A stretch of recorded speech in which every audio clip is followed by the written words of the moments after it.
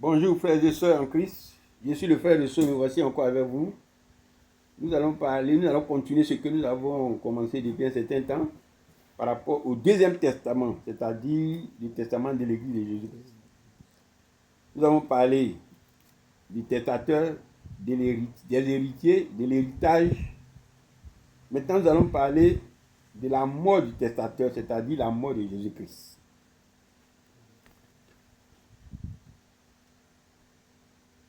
J'ai lu la parole, Hébreux 16. Hébreux 9, versets 16 à 17. Car là où il y a un testament, il est nécessaire que la mort du testateur soit constatée. Un testament, en effet, n'est valable qu'en cas de mort, puisqu'il n'a aucune force tant que le testateur vit. Amen. Donc, la parole nous informe. Un testament, pour qu'il ait toute la force, il est nécessaire que le testateur meure. Car il n'a aucune force tant que le testateur est vivant. Ça veut dire quoi? Ça veut dire que les héritiers prennent possession totalement et pour toujours de l'héritage lorsque le testateur est mort.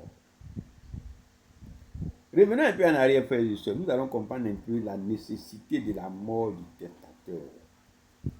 Dans l'Ancien Testament, les testateurs que nous avons vus, c'était l'animal, le diable et l'Éternel Dieu.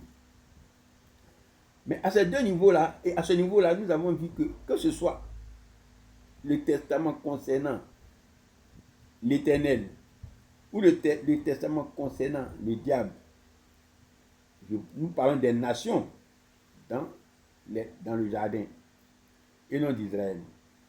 Ces testaments-là ont vu la mort de l'animal, des animaux, et non la mort de l'Éternel, encore moins la mort du mauvais esprit, c'est-à-dire le diable. C'est normal que l'Éternel institue, c'était donc normal que l'Éternel institue la sacrificature pour permettre de perpétuer sa part de testament. Puisqu'il ne pouvait pas mourir, il va sans dire que sa part de testament serait sans force. Serait sans force. C'est pourquoi il était nécessaire pour lui d'instituer aussi la sacrificature, afin de maintenir sa part de testament. Qui veut dire simplement, afin de maintenir sa présence au milieu de son peuple pour le conduire. Or, puisqu'il est saint, l'Éternel sait que son peuple soit saint. Et sa part de testament avait pour objectif de sanctifier ce peuple qu'il voulait conduire. Mais puisqu'il ne pouvait pas mourir, sa part de testament ne pouvait pas perdurer. Il était nécessaire alors pour lui d'instaurer tous les sacrifices là qui avaient pour rôle de sanctifier l'homme afin que sa part de testament puisse perdurer. Et c'était le cas aussi pour le diable. Puisqu'il ne pouvait pas mourir, sa part de testament serait en difficulté. Donc lui aussi, il a institué la sacrificature en sa faveur pour faire perdurer le mal au milieu et chez l'homme et qu'il puisse vivre, conduire l'homme en tout point. Maintenant, nous sommes dans le cas de l'Église avec la mort de Jésus-Christ. Nous avons vu l'héritage que Christ lègue à son Église, c'est-à-dire l'Église de Jésus-Christ, le corps et l'esprit, c'est-à-dire le Saint-Esprit, et la Jérusalem nouvelle. Et pour nous, heureusement pour nous, Christ, qui est celui qui nous lègue son héritage, est mort.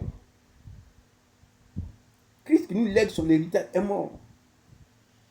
Donc, nous prenons possession totalement de cet héritage-là désormais. Quelqu'un pourrait dire, et à juste titre, on n'avait pas vraiment besoin de sacrificature. Parce que on est vraiment en possession totale, véritable de l'héritage que Christ nous donne. Mais ici, la sacrificature dont nous allons parler après nous permet de comprendre, oui, en attendant que nous soyons remplis, la sacrificature nous permet de marcher, puisque le Seigneur sait que nous sommes faibles, de marcher selon sa parole, en attendant que nous soyons remplis, totalement remplis. C'est pourquoi il dit, c'est partiellement que nous connaissons. Lorsque nous connaîtrons parfaitement, alors personne ne dira à son frère, connais le Seigneur, car tous le connaîtront. Donc voici un peu l'importance de la mort du testateur et l'importance de la mort de Jésus-Christ. Mais nous allons prendre quelques morceaux choisis pour comprendre la mort de Jésus-Christ sur quelques plans. La mort de Jésus-Christ sur la croix. Il les Écritures afin de confirmer que Christ est mort véritablement. Jean 19, verset 30. Jésus porte Jean 19, verset 17 à 18. Jésus, portant sa croix, arriva au lieu du crâne, qui se nomme en hébreu Golgotha.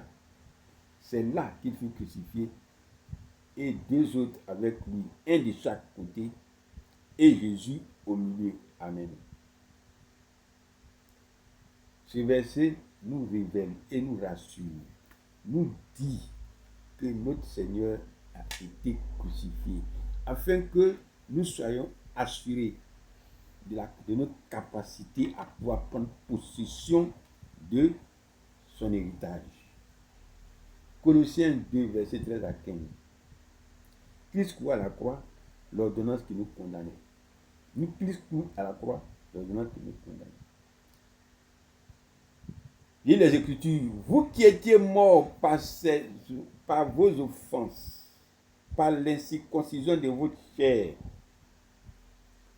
il vous a rendu à la vie avec lui en nous faisant grâce pour toutes nos offenses. Il a effacé l'acte dont les ordonnances nous condamnaient et qui subsistait contre nous. Et il a détruit en le clouant à la croix.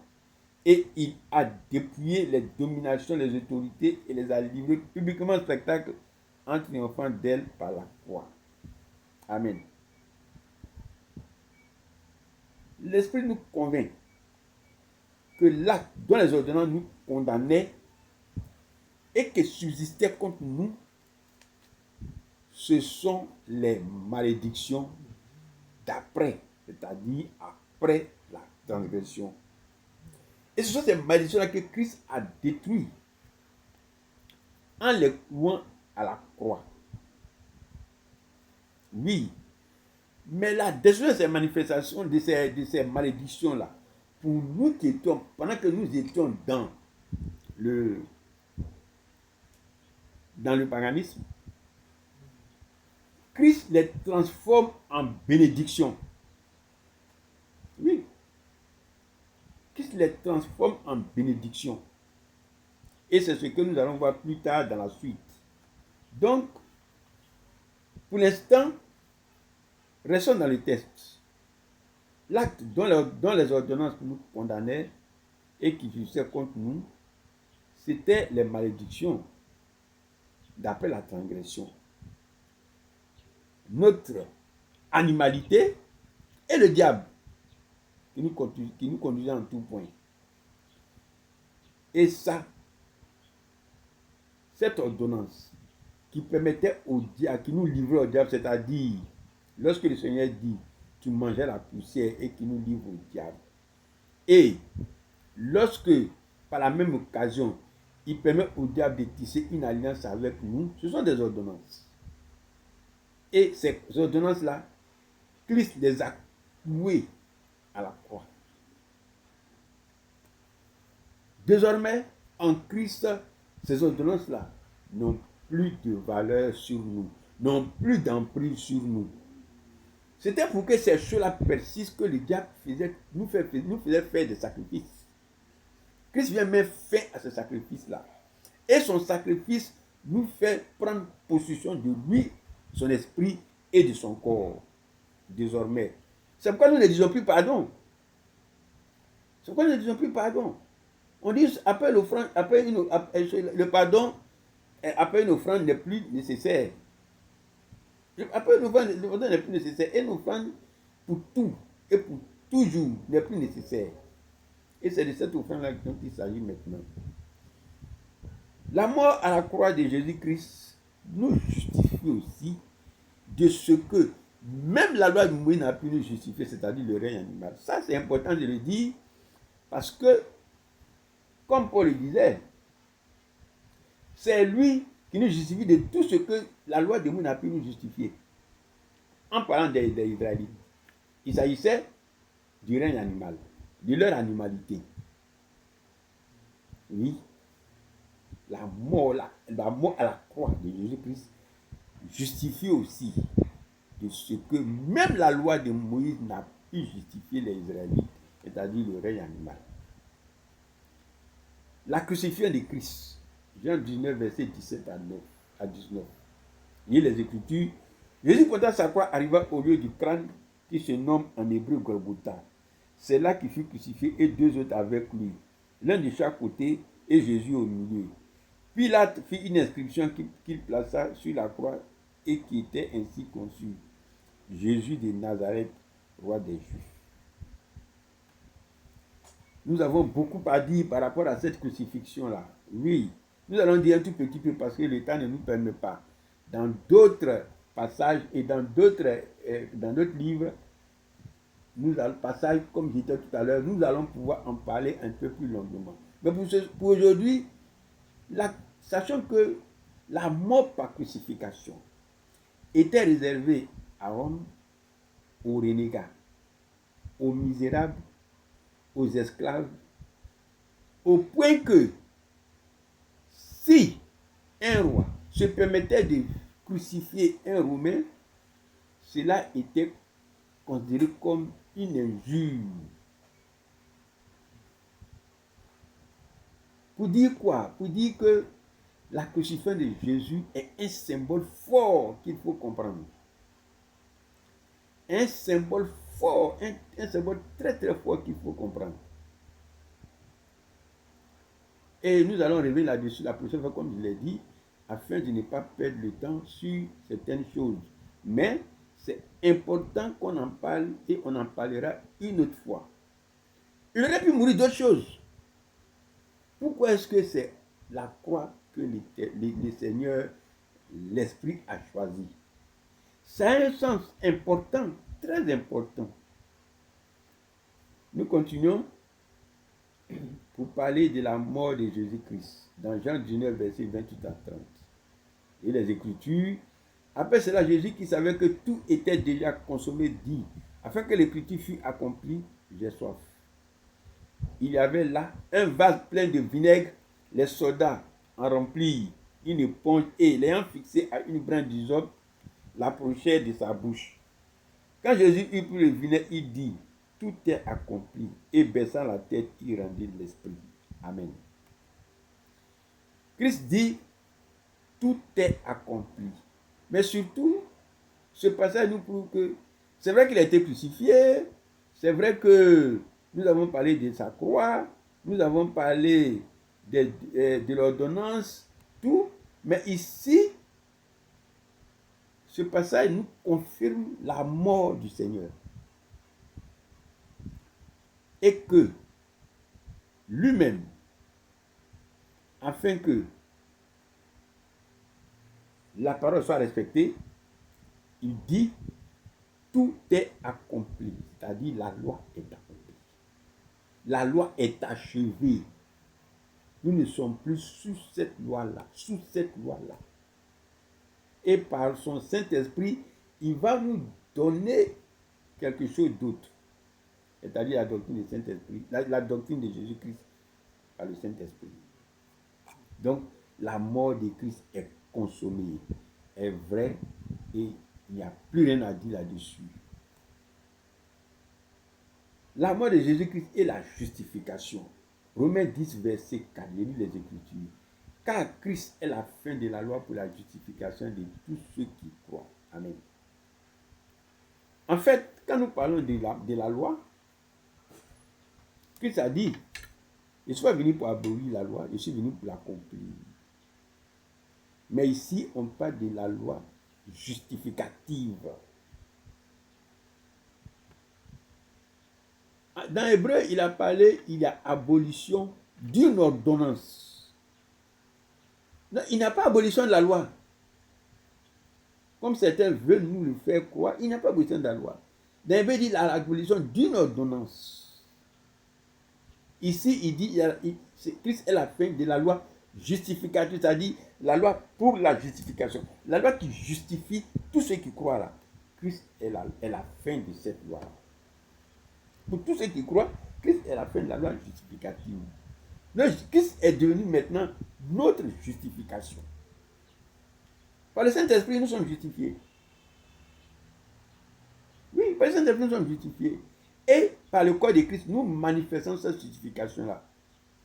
Nous ne sommes plus des personnes d'avant, nous sommes des personnes nouvelles, mais dans les œuvres que nous manifestons. Christ est nos offenses et notre justification. Romains 4, verset 5. Lequel a été livré pour nos offenses et est ressuscité pour notre justification. Amen. Il n'a rien à dire. Oui, il a été livré pour nos offenses, il est mort pour nos offenses, il est ressuscité pour nous rendre justes.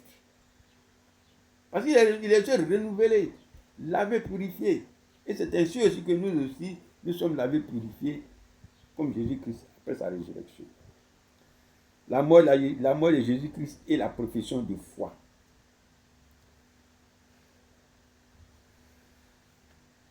Frères et sœurs, nous allons nous arrêter là pour ce qui concerne la mort de Jésus-Christ. Nous allons continuer prochainement par rapport à la profession de foi et la conclusion du Deuxième Testament. Que Dieu vous bénisse. Amen et à bientôt.